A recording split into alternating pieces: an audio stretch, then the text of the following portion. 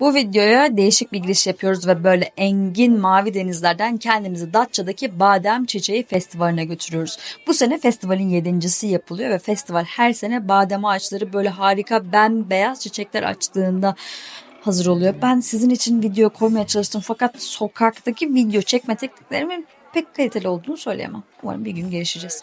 Eski Datça'da böyle küçük standlar, küçük konser alanları vardı. Aynı zamanda Yeni Datça'da ve birkaç köyde daha gerçekleşiyor festival. Burada Efe'leri görüyorsunuz. Benim kıyafetleri inanılmaz hoşuma gitti. Ve Muğla'dan 4 anneyle beraber gittim ben bu festivale. Onlar buradalar. Bu kıyafetler de Aydın yöresine aitmiş. Bence mükemmel. Hop buradayım. Datça'nın bademi ve sokaklar harcında nesi meşhur? Tabii ki böyle pofidik, lezzetli kedileri.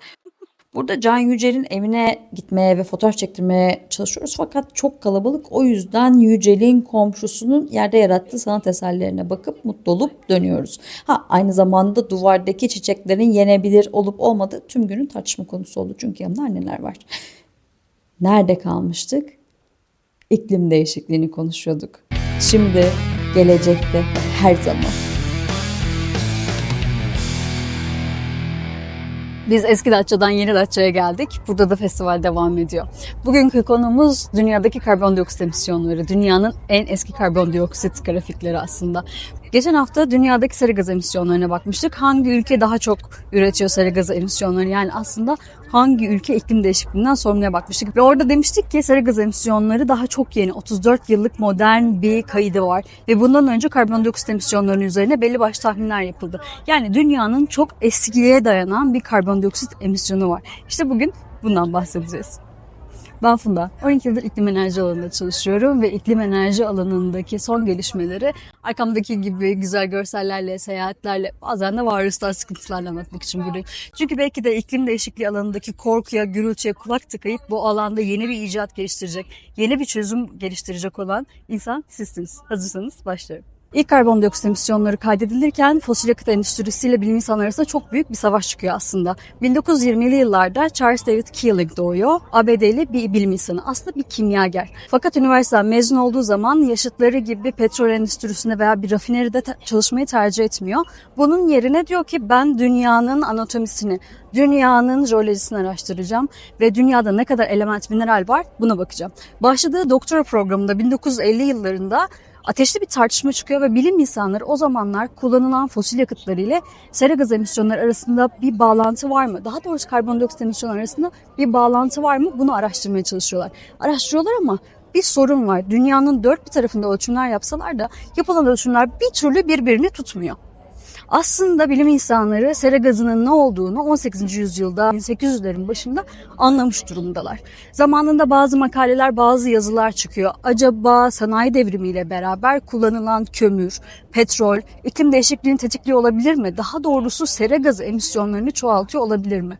Bazı makaleler sera gazı emisyonlarının var olduğunu ve bunu bir dünyanın bir battaniye gibi sardığını söyleseler de fosil yakıt endüstrisi biraz ağır basıyor ve bu tarihin biraz tozlu sayfalarına karışıyor.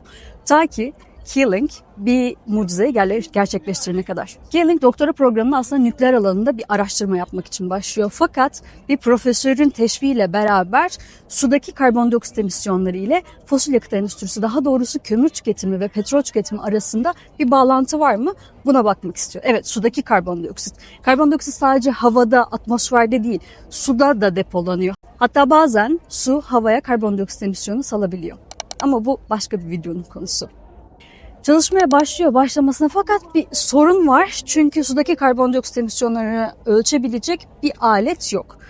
Keeling aynı zamanda elinden her iş gelen bir adam ve yeni icat çıkarmaya çok meraklı ve oturup bir manometre geliştiriyor. Bu manometre altında cam bir küre, cam sert bir küre olan, üstünde de küçük bu şeklinde bir borusu ve valfi olan bir şey. Üstündeki valfi açtığınızda aşağıdaki küre bir anda havayı veya suyu vakumlayabiliyor. Böylece bu küreye dünyanın herhangi bir tarafından hava doldurup laboratuvara gönderebiliyorsunuz ve orada kimya laboratuvarında spektrometre dediğimiz yöntemlerle karbondioksit emisyonlarının ne kadar var olduğunu görebiliyorsunuz. Bu son derece çağ açıcı bir şey. Çünkü bu sayede bilim insanları ya da araştırmacılar dünyanın dört bir tarafına gitmek zorunda kalmıyor da bu küreleri farklı yerlere göndererek karbondioksit emisyonlarını ölçebiliyorlar. Dünyanın hiçbir yerinde yapılan karbondioksit ölçümleri bir türlü birbirini tutmazken Keeling'in icadı dikkat çekiyor ve o zamanlar bilime verilen teşvikler sayesinde bu manometre dünyanın dört bir tarafından hava örneği topluyor. Ve ilginç bir sonuç ortaya çıkıyor. Dünyanın her bölgesinden toplanan karbondioksit emisyonu aşağı yukarı belirli oranlarda seyrediyor. Hatta Keeling'in icadı bilim dünyasında öyle bir sansasyona neden oluyor ki bazıları Keeling'in bir üçkağıtçı olduğuna ve manometresinin hatalı veya Wi-Fi'nin sıkışmış olduğunu iddia ediyor. Fakat gerçekler pek de öyle değil. 1950'lerde Amerika'da Hawaii'de Mauna Loa isimli dünyanın en büyük volkanik yanardağında küçük bir meteoroloji istasyonu kuruluyor ve bu meteoroloji istasyonu Keeling'e orada kayıt yapmasını öneriyor. Burada dikkat etmemiz gereken bir konu var. Keeling veya ekip arkadaşları dünyanın herhangi bir yerinde ölçüm yapmaya çalışmıyor. Onların uğraştıkları şey fosil yakıt endüstrisi ile karbondioksit emisyonları arasında bir bağlantı olup olmadığı. O yüzden anlık bir ölçüm yerine daha uzun yıllık ve insan faaliyetlerinden arındırılmış bir ölçüme ihtiyaçları var. Yani kentleşmeden ve hatta bitkilerden de uzak bir yerde olmaları lazım. Mauna Loa da bunun için biçilmiş kaftan. Çünkü Mauna Loa dünyanın en büyük yanardağı. Yani gözlem evinin etrafı kocaman lavlarla kaplı ve bu lavlar bitki örtüsünün oluşmasını engelliyor. Aynı zamanda insan faaliyetleri de yok. Keeling, Mauna Loa'daki ölçümlerine 1956'da başlıyor ve bu ölçümler hala günümüzde devam ediyor. Keeling'in manometresi de şu anda dünyanın dört bir tarafında ölçüm yapmaya devam ediyor. Keeling kendi icadı manometre ile karbondioksit emisyonlarını ilk ölçmeye başladığında sadece Mauna Loa'daki gözlem eviyle sınırlı kalmıyor. Aynı zamanda bir gemide ve Güney Kutbu'nda da ölçüm yapmaya başlıyor. Ve yine sonuç aynı. Dünyanın dört bir tarafından aynı karbondioksit emisyonları geliyor. Ve hatta ölçümler ilerledikçe daha ilginç bir durum ortaya çıkıyor. Dünya aslında nefes alıyor. Amerikalı meraklı bir kimyagerin icadı aslında bugün iklim biliminin temellerini oluşturuyor. Keeling fark ediyor ki fotosentezin arttığı yaz aylarında bitkiler atmosferden karbondioksit çekiyorlar ve böylece atmosferdeki karbondioksit miktarı azalıyor. Ancak kış aylarına girdiğimizde bazı bitkiler fotosentez azalttı, bazıları ise tamamen durdurduğu için karbondioksit emisyonları yükseliyor. Yani şöyle bir grafik karşımıza çıkıyor. Bu bence oldukça büyüleyici. Keeling'in kayıtları 10. yılına ulaşırken bilim dünyasındaki tartışma alevlenerek büyüyor. Ancak Keeling sessiz kalıyor çünkü onun odaklandığı tek bir şey var. İcadının doğru çalışması, kayıtların birebir örtüşmesi ve dünyanın farklı yerlerinden gelen farklı kayıtlar arasında bir korelasyon, bir algoritma oluşturabilmek. İyi ki de odaklanmış. Onun sayesinde bugün hem sera gazı emisyonlarını ölçebiliyoruz hem de 70 milyon yıllık karbondioksit emisyonunu bulabiliyoruz. Nasıl bulduk? Bu grafik nasıldı? Eve gidince göstereceğim. Oraya gelmeden önce Keeling 10. yılına geldiğinde sessizliğini bozuyor. Çünkü gördüğü grafik karşısında artık daha fazla sessiz kalamıyor. Eve gitmeden ben şimdi gidip biraz badem yiyeceğim.